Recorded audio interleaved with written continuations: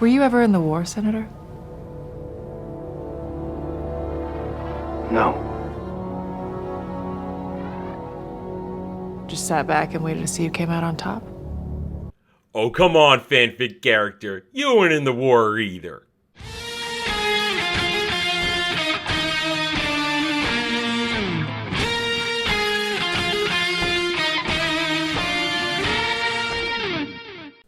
Howdy all, I am Adam the Renaissance Nerd, and welcome back to my review of Ahsoka. We are here to deconstruct Episode 3, Time to Fly. Fly into the abyss, because that's where this show is going. The show is so boring, and it is so lore-breaking. This episode overall is only 34 minutes long. Just 34 minutes long, but when you take out the opening recap and the nearly 5 minutes of credits, we're under 30 minutes. So in that under 30 minutes, what do you think happens? A whole lot of nothing. And a whole lot of bad character interactions. And a whole lot, as I said, of lore breaking. This show proves the people in charge of this have no concept of Star Wars lore. And anybody that says this is the most George Lucas Star Wars we've gotten yet from this, they're full of shit. And I have no problem saying that and whatever comes with it. Before we go on further, though, I must make one correction from my review from last week. During the discussion last week, I mentioned that the Yuuzhan Vong had come from our galaxy. I made that mistake. I was corrected in the comments section, and I admit when I'm wrong. I misremembered the origins of their homeworld, Zonoma Sekot, which was roaming the Star Wars galaxy. So I made that mistake. It was as I said, I misremembered it. I'm not perfect, and I admit that. Okay, moving on. So, what do we have in this episode? As I said, whole lot of lore breaking, whole lot of boring. Ooh, but we're not going to be here very long. We're not going to be here very long, and I can't.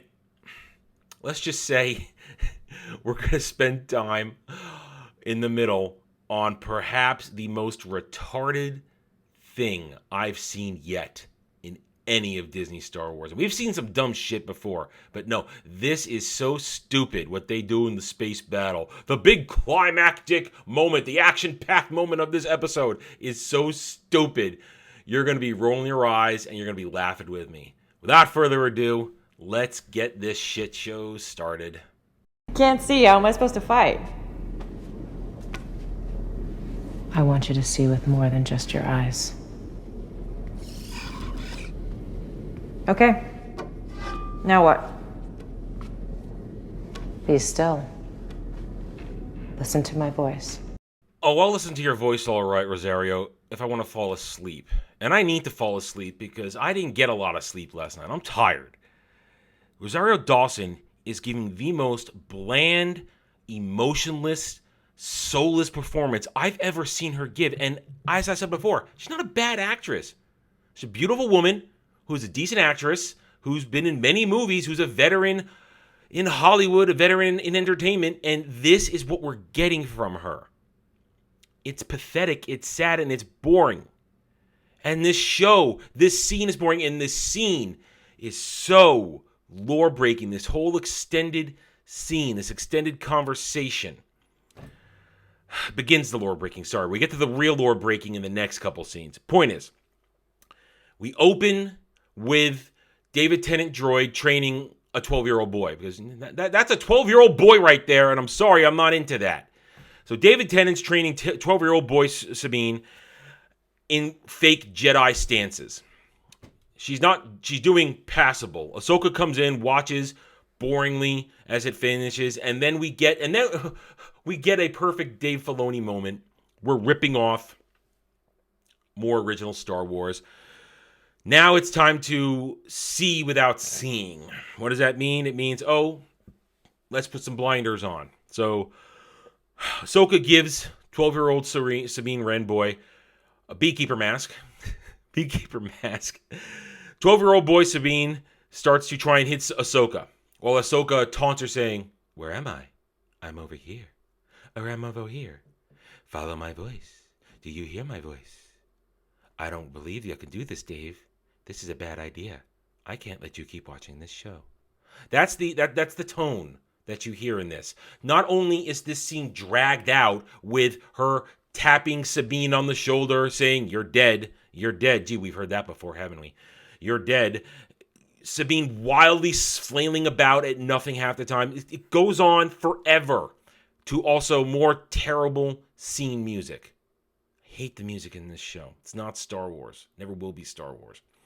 It finally ends with Ahsoka knocking her to the floor, chastising her, saying, "You have to try and reach out, blah, blah, blah, blah, blah." Doesn't matter, because you know what? Sabine is force blind. She's not force sensitive. We're going to get back to that. But she's telling you just got to keep working at it. You got to keep trying. "Oh, I'm good with the weapon stuff. It's the other stuff I'm bad with. It'll come with practice." Moving on, we now cut to Hera.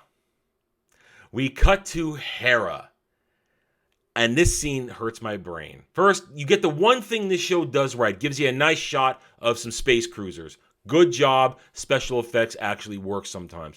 We now get onto the capital ship. And there's General Hera, who knows everything and demands to know everything and is so connected. She knows Mon Mothma. She's summoned to talk to Mon Mothma and some senators. Mon Mothma, who, again, is mistakenly called Chancellor. No, it's Chief of State. Get it right. Talks to Chancellor Mon Mothma and a couple of senators. A nice mix of diversity so that we know Star Wars is diverse. You got your black, you got your old women's, you got your Asian, and you got your alien that at least is a Star Wars alien. I give him that. Never remember the name of that race, but at least it's a real alien this time.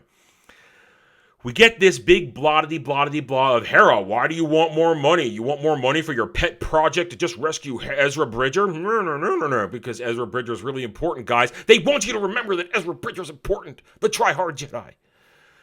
Hera going, "No! I want the money to find Thrawn, because Grand Admiral Thrawn's a threat. He's killed people I love and people I care about. We have to be ready for him." Well, Asian senator looks at her and says, "No, you just want this for your boondoggle attempt to rescue Ezra. You need, no. We want peace." The other one's, black senator goes, "Yes, nobody wants war. Nobody wants war. Everybody wants peace now." Old lady senator, "Yes, we all want peace now." Fake Mon Mothma. "Hera, you need to listen to reason. Thrawn is there." And Asian senator starts to yell at her some more, and then she gives you that little blip of a moronic statement to try and shame him that I showed you in my opener for the review. Trying to convince us that Hera Syndulla is an actual Star Wars character that participated in Star Wars lore is ridiculous. All you got to do is, I'm going to show you this one soon. If you didn't see it on Mellow Mondays, I'm going to release that clip soon. We have a discussion of the force feeding of these characters that Disney Star Wars does to try and make you believe they're legitimate. So they're trying to make you in this scene believe that Hera is a legitimate war hero, a legitimate Star Wars character, that she did things. She's awesome, guys. You need to respect her authority. Well, the Senate doesn't respect her authority. Mon Mothma and her little cucklings eventually dismiss her, so they need to talk about it. Hera goes out into the hallway, her little lackey aide. That didn't go well. And then we get this. I know that this is from Rebels. We get the fake Jason. You see, they named her child in Rebels Jacen Syndulla. Jacen, Jacen. A blatant double middle finger to real Star Wars fans concerning Jacen Solo. There's only one Jacen in Star Wars, and it's Jacen Solo, not this little abomination. And I say abomination and not because just he's a half-breed, because he is a half-breed, half human, half Twi'lek. I want to take a moment in this to once again reveal that Dave Filoni doesn't know shit. Yes, Twi'leks are biologically, physically compatible with many species in the galaxy, because one of the jokes of real Star Wars fan fun lore is that Twi'leks are the sluts of the galaxy. Yeah! Woo! Twi'leks are always down for a good time. But never have I heard in all real Star Wars, or please correct me if I'm wrong, that a human and a Twi'lek can actually produce progeny. Because here's the thing. I don't see how the DNA is compatible. Because you have to understand this. Humans in Star Wars are like us. Skulls, brains and skulls. Human biology, pretty simple. But a Twi'lek with the Leku. You know where the brains are in the Twi'lek? They're connected into the Leku. Yes, that's how Twi'lek physiology works. So I don't know how this little abomination even exists. Because I don't understand it. But this is Dave Filoni, guys. Trust in Dave Filoni. He's the savior. Let him cook. Yeah, cook a rotting pile of shit. Right. Well, after he looks at her and goes, "Gee, Mom, I want to be a Jedi." Now, even though he is a little abomination, he's the only character in this episode that could possibly be a Jedi, considering that in this fanfic continuity, his father was Force sensitive. We're going to come back to that because now we get more special time, more sitting and talking, more lore breaking with Ahsoka and 12-year-old boy Sabine.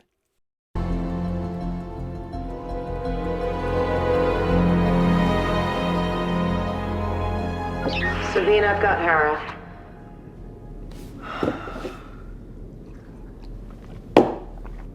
You win this round. I don't think you're ready for the amount of cringe and lore breaking we are about to go through in the next few scenes. I really do not, because I was barely able to tolerate it. What is one of the most important things in Star Wars when it comes to Jedi lore or the lore of the Force? You must be Force sensitive to use the Force. Remember that. We return to Ahsoka's dumbass ship, where her and 12-year-old boy Sabine are now talking post-training. Ahsoka, in her bland, monotone way, and she's a very bad teacher too, if you ask me, tries to tell Sabine, "You did a good job. You're trying hard." Sabine, "Oh, I don't know. As I said before, the weapon stuff, the movement stuff, the action stuff, I'm pretty good at that. It's the other stuff I'm not too good with." Here's the problem now. We're going to get a long, big, drawn-out CW-style conversation of how if Sabine just keeps trying, she'll get there. Why? Because now Dave Filoni versus Star Wars is injecting the idea that because the Force resides in everything, if you try hard enough, you'll be able to use it. You'll be able to tap into it and sense it. No, that's not how it works. You are Force sensitive or you're not. Just trying hard, just focusing hard doesn't work. Let's be honest. We all did this as kids. Hell, I still do it as an adult sometimes. We are all sitting there sometimes trying to telekinetically pull something to us with the Force.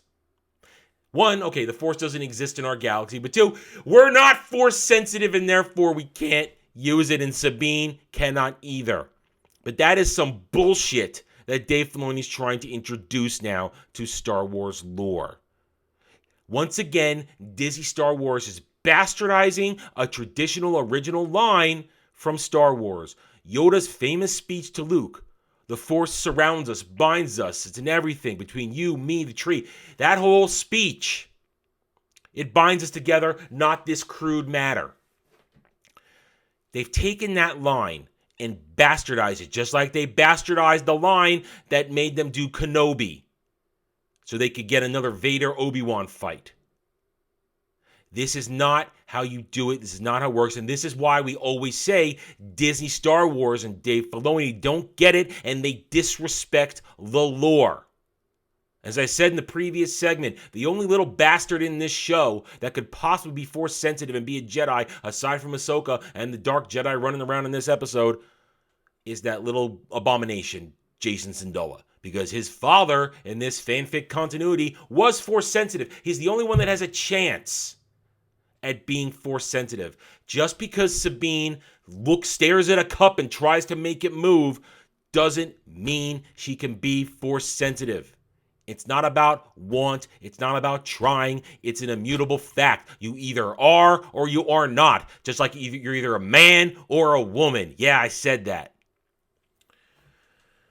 Well, while Sabine is playing I'm Trying to Move the Cup, Ahsoka goes to the cockpit, has a talk with David Tennant Droid about Sabine's ability to try hard. Because now she's the next try-hard fake Jedi in all of this. And at one point, just David Tennant Droid says this retarded thing. After he says the truth, she never would have been accepted in the Jedi because she doesn't qualify. Sabine goes, and she goes, "Oh, come on, that's not right." He says, "Well, it was like that way for a millennia." Well, the Jedi existed for longer than that, you fucking retards. Anyway, then she goes, "Well, look what happened to them. Basically, look, the Jedi failed. The Jedi failed. Maybe it's time for a more untraditional way." And then David Tennant Droid's supposed to admit, "Well, you come from a line of not traditional Jedi. One, she ain't a freaking Jedi. And two, I don't know, pretty normal line of Jedi master-apprentice relationship. She's the one that walked away. She's the one that didn't finish her training." You wouldn't know that with this episode, though. Oh, she does something amazing soon. Amazing! We're going to get into it. Because here we go. After Sabine is done trying to play Move the Cup, we're called to the cockpit, and we get another nice long shot of a spaceship flying. They do this repeatedly. Spaceship flying, spaceship flying. Let's see. We've already seen it 3 times. Let's see Ahsoka's stupid ship in hyperspace one more time. Thank you, you retards. Anyway, Hera. Oh, it's Hera. Hi, Hera. Hera, do you have that fleet for us? No, I didn't get the fleet. You guys are on your own. Later. That's basically it. They come out of hyperspace because of Jedi protocols ahead of the planet Deneb. Now they're locking in on the giant reading on the other side of the planet, and there it is, the giant hyperspace ring that Night Sister Girl Boss is building. I want to comment on that for a minute, but, I want to save it for later when we get to that part of the episode, when we talk about the hyperspace ring and hyperspace travel. Ugh. Right away, they're picked up by Bang's emo Dark Jedi girl and her plank of wood face. And her plank of wood expression, her inability to emote altogether. Whenever we see her in the cockpit of her World War II starfighter, get to that in a second, she just looks like this. And she talks like this. She gives no emotion. Just go do it. No emotion, no ability to act, but some dudes are going to creep on her because she's the next thing to creep on. Sabine is ordered to go to the tail gun, get ready for a bastardized version of the escape from the Death Star and A New Hope. This is drawn out in retarded fashion, all so that we can have David Tennant Droid tell Ahsoka that she needs to listen to Sabine. She needs to listen to what Sabine has to say, otherwise you're all gonna die. And you have to work together so you can be Master and Padawan. Go fuck yourself.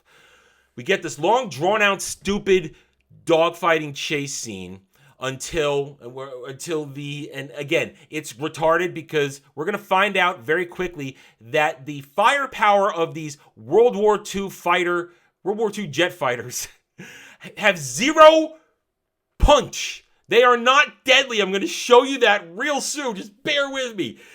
Anyway.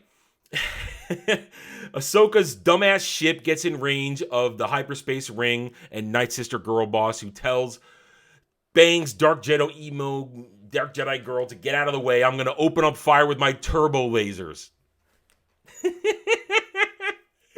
Again, the retardation of the space choreography is so dumb, as Ahsoka, with her Jedi reflexes, are so damn good, she barely avoids the turbo laser blasts from the ring. But look at this right here. These are energy blasts that will only create an explosion if they hit something. Right? Right.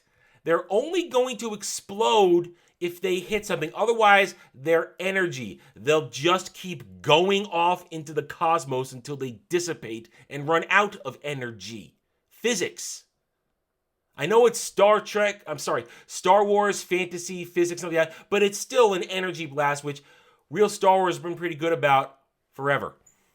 No, these turbo laser bolts, just every time Ahsoka manages to barely dodge one with her awesome Jedi reflexes, they explode behind her after hitting nothing.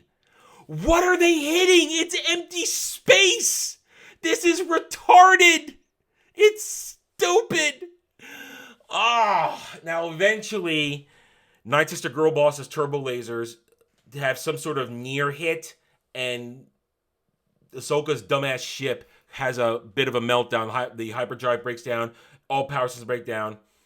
But and it's floating inside the ring, so Night Sister Girl Boss's turbo lasers can't hit her. She looks very frustrated by it too. Therefore, now once again, time for Bangs, emo dark Jedi girl, and her remaining fighters to chase Ahsoka's dumbass ship. So, what's Ahsoka gonna do? She's gonna go out onto the hull and fight the starfighters with her lightsabers. Here's the first part of it. I shit you not, I didn't make this up at all. I see her.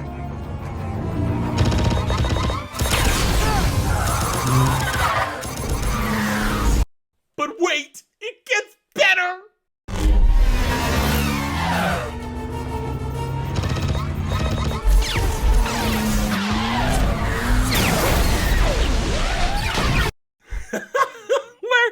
Where do I even begin?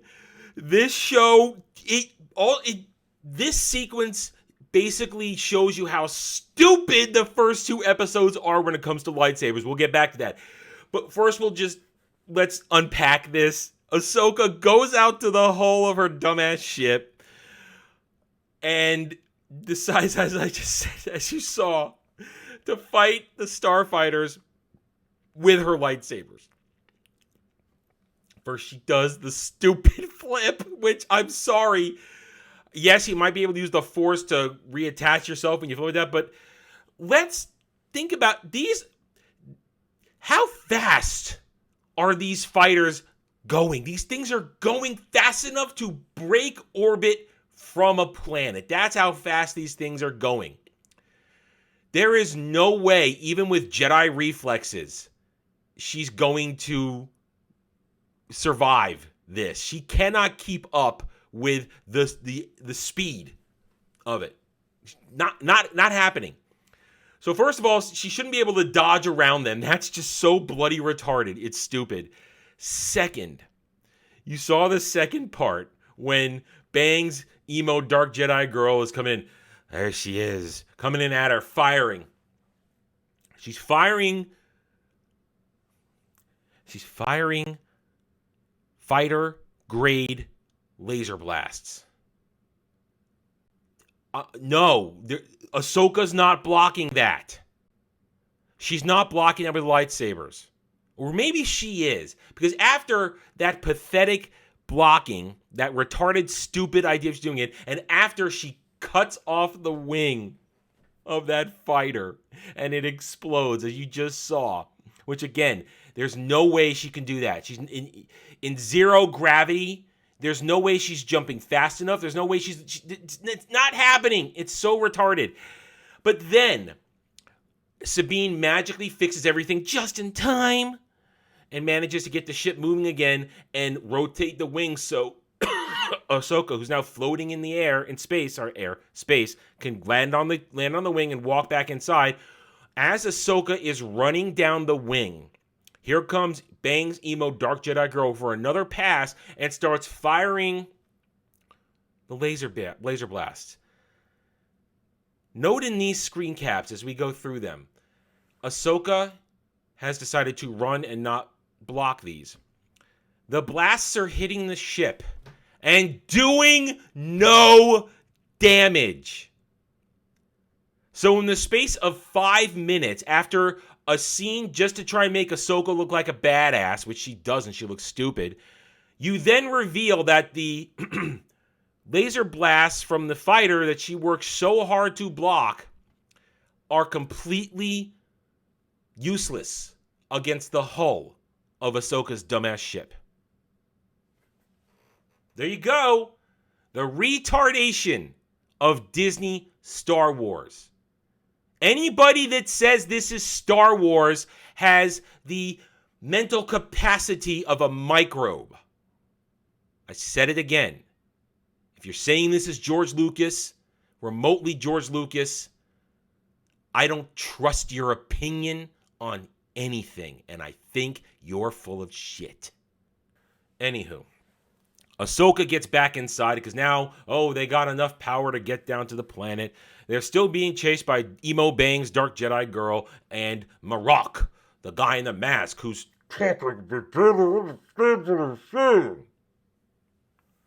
shouldn't have to turn on subtitles to understand what somebody's saying through a rebreather mask. Okay? Shouldn't have to do that. They chase Ahsoka and Sabine and David Tennant droid on the ship into the planet. And now we're in an atmospheric dogfight. Which you think, they're going to dodge, and here it comes. We knew it was only a matter of time. Space whales. One of the dumbest things Dave Filoni has ever done. Here come the space whales. So now we have an Empire Strikes Back-like moment where Sabine, in all her badassery, pilots the dumbass Ahsoka ship through the whale cluster. I'm going to call it a cluster. I don't know. Pod, whale pod, whatever. Pilots it through that, manages to lose Emo Bang's Dark Jedi Girl and Marok in the fog, and they land. They shut everything down. They go by. They're now safe. They have a conversation. Sabine, remember in Rebels when we saw the whales and Ezra disappeared? Remember? No, nobody remembers because nobody gives a fuck about Rebels, which is why nobody watched this show. The numbers are out there. Prove it. 14 million doesn't count. Anyway, we get a nice conversation. They wake David Tennant droid back up and talk about the hyperspace ring. The hyperspace ring, which has transgalactic capability. And it may work because the Jedi Archives once spoke of transgalactic hyperspace lanes, which were shown to us by space whales. I know. This is retarded. It's retarded.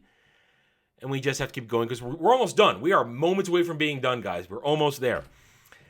And then they all look at each other going, yeah, space whales. Oh, space whales. And that's it. Conversation over.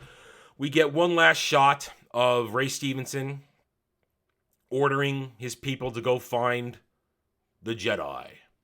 And then we get a long, drawn-out close-up as he looks at different things off camera. The end.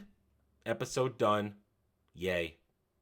Ian, could a ring like that make a jump to a neighboring galaxy? Theoretically, if one knew the coordinates and navigation, yes, I believe it could. The Jedi Archives speak of intergalactic hyperspace lanes between galaxies, which used to follow the migration paths of star whales named Purgle. That's it.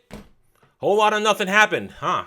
Let's see. Let's review, and then I want to make a comment on one more thing I promised I would come back to. Let's review. So, we had a discussion about if you try hard enough, you can be a Jedi and be Force sensitive. You just have to try and want it enough. And and during that, we're gonna have really boring conversations and boring training montage. Yeah, great, we're done. Then we have Hera trying to be a girl boss, but gets shut down by diversity. We get to see her abomination child. We get more walking and talking and sitting and talking. We get a horribly choreographed space fight that ends with unbelievably bad Jedi gymnastics on the hull of a ship that really were pointless because the firepower of the pursuing fighters were really not that dangerous at all. Okay. Then we see space whales. Then we land on the planet. And we talk about space whales. And then it's go find the Jedi. That's all that happened. Isn't that fun? Isn't that exciting? Isn't that the most George Lucas Star Wars we've had ever in Disney Star Wars? Isn't it so exciting? Horrible dialogue, horrible music, terrible characters, terrible everything. And they even, as I said, contradict the strength of their own lightsabers. We just saw Ahsoka shear through the wing of a fighter with her lightsaber. That's how powerful a lightsaber can be. You cut through shit because it's superheated plasma. But Sabine gets stabbed and nothing happens. I'll leave you with that. I got nothing else to say. This show is dog shit. It continues to be dog shit. And I can't wait to crap on it next week with episode 4. What else is going to happen there? Who knows? I think we're going to have some more pathetic lightsaber duels are coming. If I judge where we are in the trailers at this point, we're going to get some more pathetic lightsaber fights. And where we go from there, I don't know. We're already halfway through episode 4 of 8. Halfway through. Oh, well, if you guys enjoyed my review, hit that like button. I will see you next week. Until then, take it easy. And may the Force and real Star Wars be with you. Thanks for watching, everybody. If you'd like to reach out to me, please email me at theranernerd@gmail.com for all channel business purposes. I am on Twitter now, mostly for promotion and sharing of videos, maybe a little shit stirring here and there. Who knows? @theranernerd. You can also find me at the Geeks and Gamers forums under @ROAS, and you can see me on Rumble and Odyssey under the Renaissance Nerd. Thanks again for watching. Take it easy.